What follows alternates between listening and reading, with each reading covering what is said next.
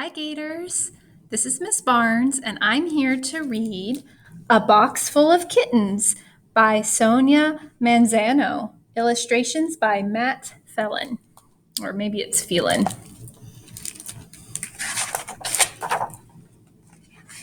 A Box Full of Kittens. You never know when something wonderful will happen. I should know. I'm Ruthie, and something wonderful once happened to me.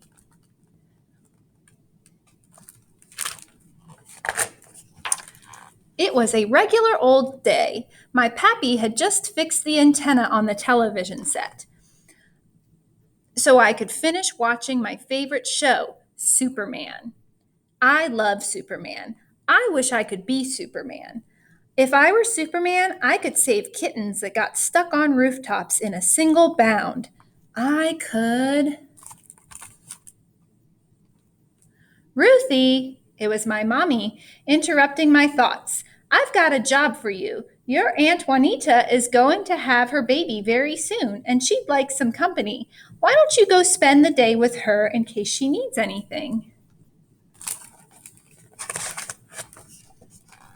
But I have to see what happens to Superman, I said. Don't worry, said my brother Willie. He'll be okay. He has to be back for next week's show. He he. Willie thought he was a comedian. Why can't Willie stay with her? I asked. Then it hit me. If I were the one to get help for Aunt Juanita, I would be a hero, just like Superman. Never mind, I hollered before Willie had a chance to answer. I'll stay with Aunt Juanita. Mommy asked me first.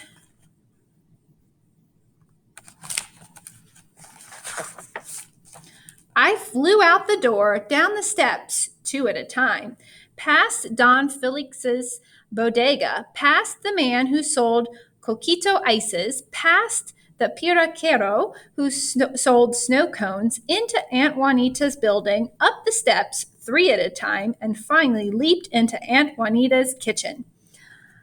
Is it time for the baby to come? Should I get help? I asked my aunt. Not yet, she said, struggling to kiss me over her big belly. She looked as if she had swallowed a beach ball. But could you go get me a cherry piraqua with extra syrup?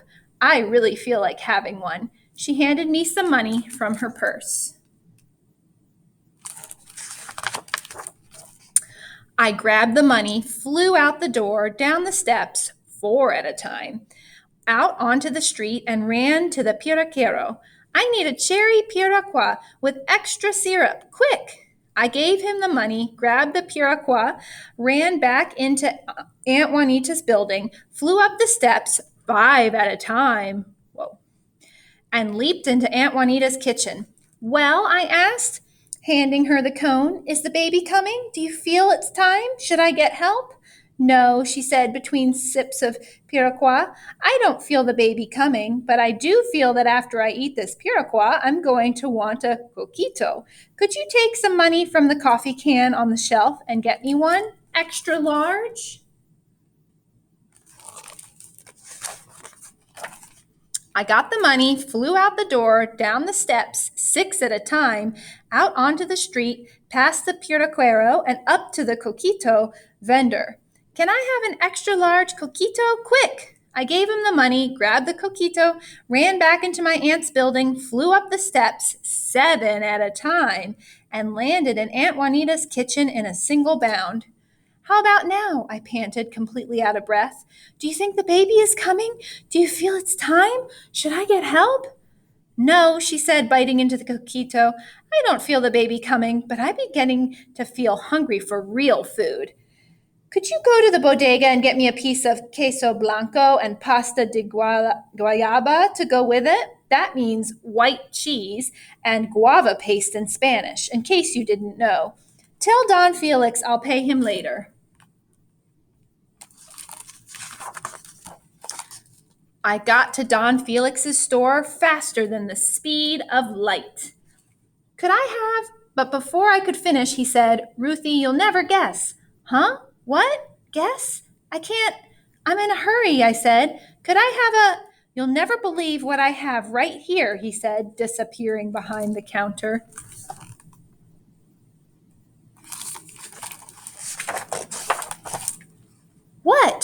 But there's a baby, I began. Not just one, but three, he said. Huh? He stood up, holding a big box. Take a look, you'll love it. I can't, I need a piece of. Don Felix opened the lid. Look. I looked. Inside the box were kittens, three little kittens. I love kittens. I love kittens. And here were three tiny mewling kittens. These were almost just born, said Don Felix. I've been waiting for you to come by. I knew you'd want to see them. They're beautiful, I said. I couldn't believe my eyes. I knew you'd love them, he said. Why don't you take them outside for some fresh air?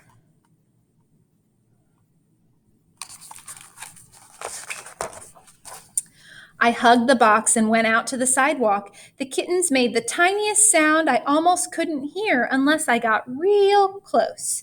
I put the box on the sidewalk and looked into it. There was a peppy kitten, a mysterious kitten, and a sleepy kitten. I couldn't decide which one to pick up first. I went to pick up the peppy kitten, but the mysterious kitten gave me such a look, I started to pick her up instead. But then I didn't want the sleepy one to feel left out, so I decided to pick them all up at the same time. That made one climb up onto the top of my head, one crawl up onto my shoulder, and one curl up right inside the crook of my elbow. Then I heard my Aunt Juanita yelling something to me from her third-floor window.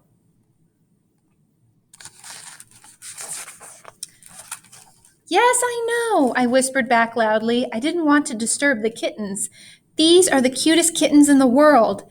Then my aunt yelled something else. Okay, I said, waving to her. Boy, she must really be hungry, I thought.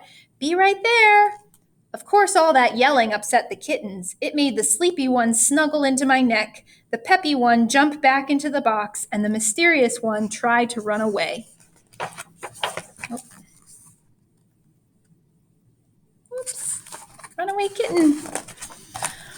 It was a good thing Officer Vic was coming up the sidewalk because he was able to catch her for me.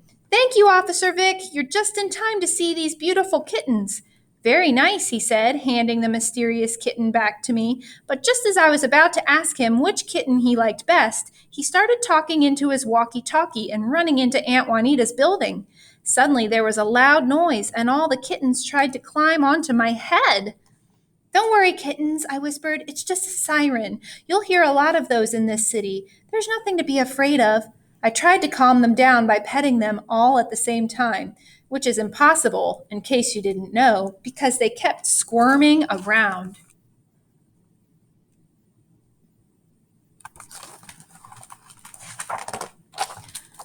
Then I saw my father coming down the street. He was walking awfully fast. Hey, Papi, I whispered importantly, look at these kittens. Esperate, he said. Wait, I thought. Wait for what? I held the mysterious-looking kitten up into the air to show Papi, but he ran toward Aunt Juanita's building. That's when I noticed my aunt being helped into an ambulance by Officer Vic. The three kittens stared at me, and I stared at the ambulance. Well, said my Papi as he walked back toward me, it's a good thing Officer Vic was around to help your aunt. Help my aunt? I said. She's about to have her baby, he answered. Now? I asked him. Well, very soon, he said. I stared at the ambulance as it pulled away from the curb. Hey, what have you got there? He asked. Nothing, I said. Just some old kittens. They're Don Felix's. Well, give them back and let's go tell your mother that by tonight there'll be a new member of the family.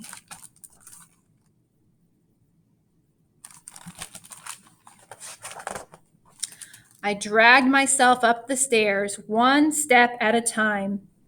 A few days later, I was watching television, not Superman, when my mommy said it was time to visit Aunt Juanita and her new baby named Grace. Great, said my brother. Hey, Ruthie, what's the difference between a baby and a leaky faucet? Before I could answer, he said, you can turn off the faucet. Get it? Ha, ha, ha. And before I had a chance not to laugh, my mother asked, why the long face, Ruthie? Honestly, let's go.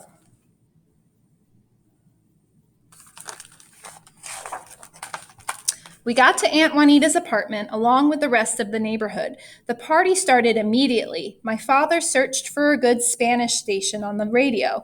My mother made the coffee and served the cake. Officer Vic smiled at everything everybody said, even though I could tell he didn't understand much Spanish. Don Felix brought a whole salami. I hadn't brought anything. Besides, everyone was making such a fuss that I couldn't even get near baby Grace. I was just about to give up and go downstairs when I heard my Aunt Juanita say, "I swear it was that coquito Ruthie brought me that made this baby finally come."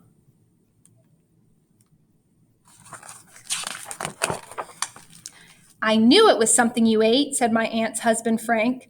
"Some things never change," said my great uncle. "Why, I remember when my wife just had to chew on a piece of sugar cane right before she had our first son.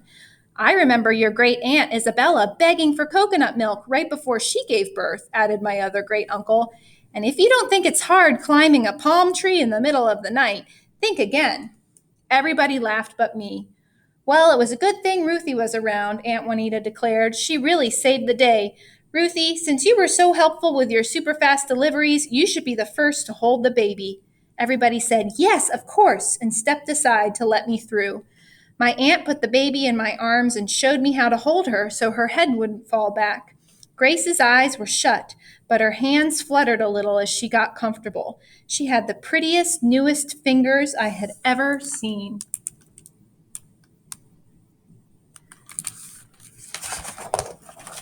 "Hello, Grace," I said. She opened her eyes. Everyone gasped and stood on their tiptoes to get a better look. Then everyone sighed and settled down as she closed them again. Then Grace made the tiniest sound that I almost couldn't hear unless I got really close, which I did because I knew she only wanted me to hear it. And I finally felt super. The end.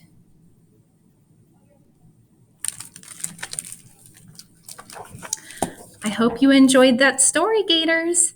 Until next time, have a great night.